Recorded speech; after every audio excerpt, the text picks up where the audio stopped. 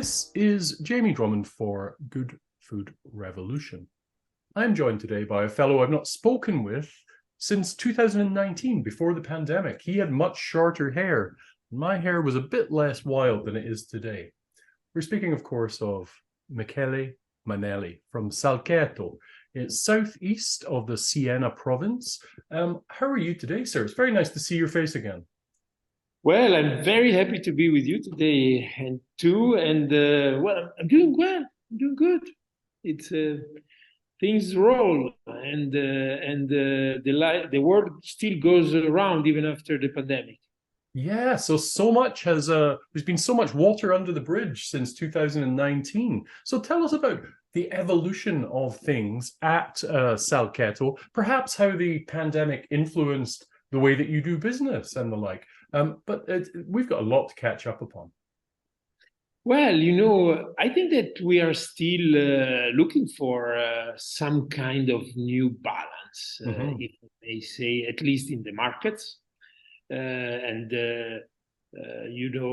we see the pandemic has been such of a shock, Hmm. logistically, financially, that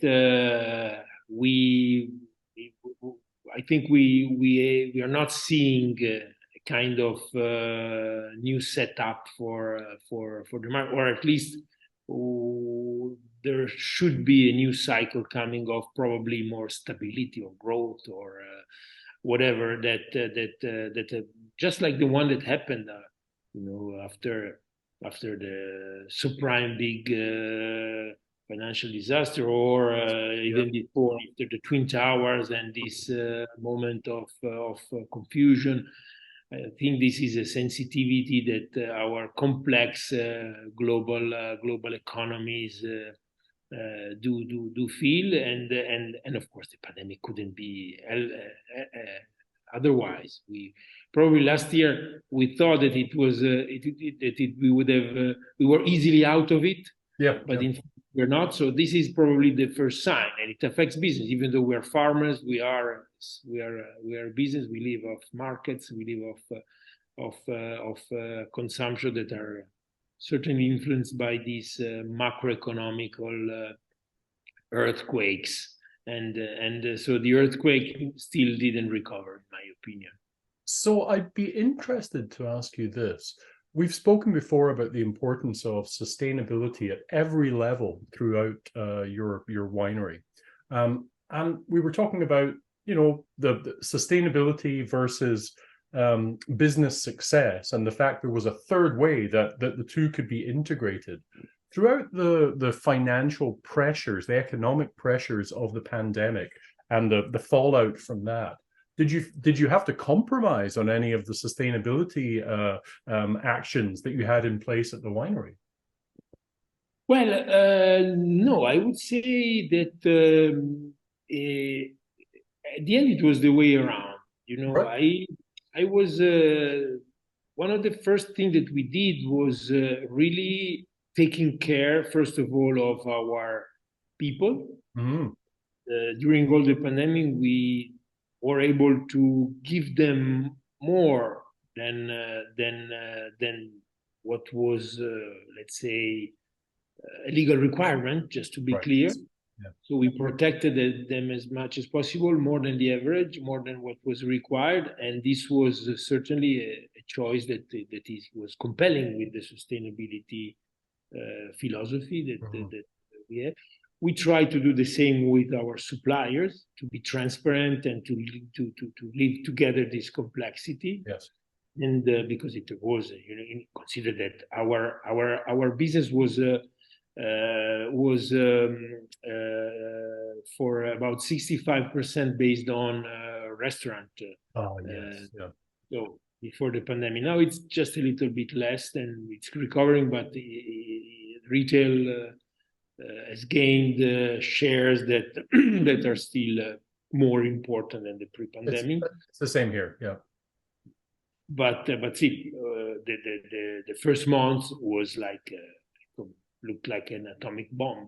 Again, it was we lost the first year, the 2020. we were down around 40% in sales compared to the year before. Typically something that leads to bankrupt. And we didn't bankrupt because also, and this is the good side also, there was also a support from the employees. So the employees did receive more than the average, but gave back also more than I understand. That was great. And then support of governments and economical generic policies helped too. And so we went through this difficult one. But what we did was investing further on sustainability. I remember that on May 2020, we decided to come out with a project that was in the closet of a bagging box, of a quality bagging box. Yes. We say, no, this is the moment to even go further in and deeper in our sustainability values, because this is what is happening is the proof that we need more. We need to reinforce those values, because we need to reinforce globally the idea that the holistic vision of a planet that cares more for the environment and for its people, because that's the concept of sustainability, is even more important when you are facing a crisis, because it does prove that what's the meaning of our being there in this now here in this planet with this life, if it's not an overall harmony with nature and people. I think this shock and this shock actually reminded this to a lot of people more than before. We may have been those believing on that before the pandemic, but we were joined by a lot of people around the globe during the pandemic. So that was our idea. So we continued investing in this. I think, by the way, that today and the challenge of working in this volatile market, because that's what's happening. We have volatility. That's what's creating some problems. I mean, and again, they are because of the logistic adjustments also, like it happened mainly last year, but also because of the difficulty of all the value chain, all the distribution, also sector to really understand what are the real flux, what are the real consumption, and in general, I think people are more sensitive. Yes. During the pandemic, we have acquired a short-term vision only. It was today, tomorrow, anything could happen. Yep. No, I understand what you're saying. In a week, we can have it. In a month, it's and in a year, we don't even care about. We don't even think about that. So we can't imagine anymore that if something happens today, it's the new normal. If something different happens tomorrow, okay, it's the new normal.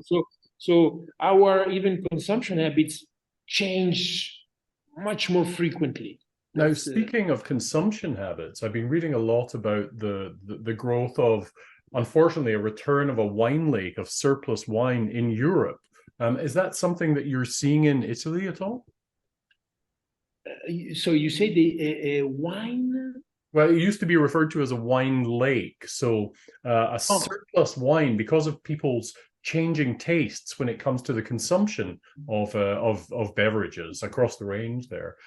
Is that something that you're witnessing in Italy at all? Because the French government are plowing billions of euros into distilling all of this surplus wine from, well, basically the Southwest is where most of that's happening. Honestly, it's hard to understand how big of a problem this is, in my opinion. Oh, right. It's hard to understand because, again, we have too much of a short vision.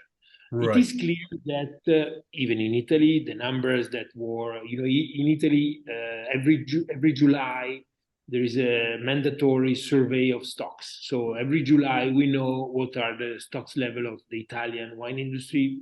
Yep. Precisely. and the stocks this year were at the highest level of the last 5, I think, something like this. So in theory, we have some wine, some excess of stocks. Right. That's one point. But I have to say that we don't have a vision of what are the stocks along all the distribution chain, because this is the stocks at the winery level. Yes. But maybe at this moment, the logistics, our distributors, the retailers, who knows if we put all this together where we stand. So to really saying we have a major problem, but it's clear that in the last 6 months we had a decrease in consumption, and this is also something that is evident too. And it is also clear that if we look at the last, and this division gets longer, so pandemic doesn't have to do. If we look at the last actually 20 years, red wines are going down in consumption, whites are a little bit steady, rosé and bubbles are going up. So since Europe is producing still more red than anything else, or at least France and Italy, we can imagine that areas like Bordeaux, because that's mainly that's what made the press that was a shocking thing, or others around Italy could be particularly affected by a long-term problem that is increasing, accumulating, let's say, and then let's say current problem. Yes. Yeah. The intensification of this volatility that creates a temporary, market. So I think that the French case, and probably also the current stock overstock, is partially due to, again, a temporary problem, but in this moment, in some, let's say, some areas and governments are probably also now just taking the time to look at more structural problems that need to be solved. Then there is